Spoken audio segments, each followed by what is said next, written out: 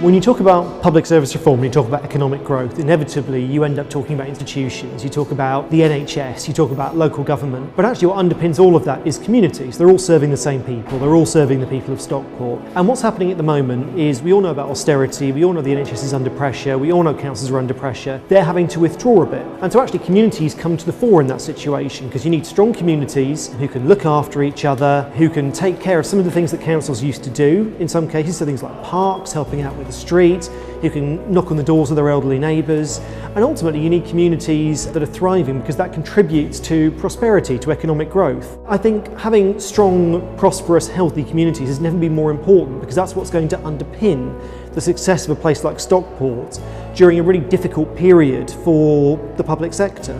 Communities are different, they're strong in different ways. I think what we've got to aim for is to build social capital, to build connections in communities so more people know their neighbours, more people feel a sense of where they belong. And I think ultimately a strong community is one where people know each other, where they look out for each other and where they contribute to the well-being of the place where they live.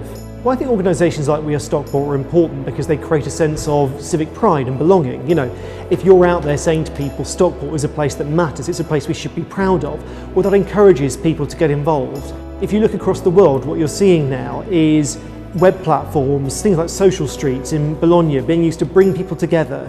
So they're talking to each other online, they're talking about their place, what they need from each other. The network that we're building online between individuals in communities is incredibly powerful because when you network people and they can talk, when they understand the opportunities, the money, the support that's out there, when they can access that, when you bring them together, they find new ways to do the things they care about.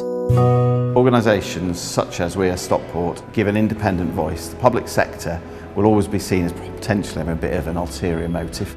It's a really great addition to the way that we can bring communities together, encourage communities to respond to the needs and almost to bring out from them what they want to contribute. When you actually get communities talking to each other and individuals within them, they do want to do a lot more, and it's just helping them do that without over-professionalising it through the NHS or the local authority.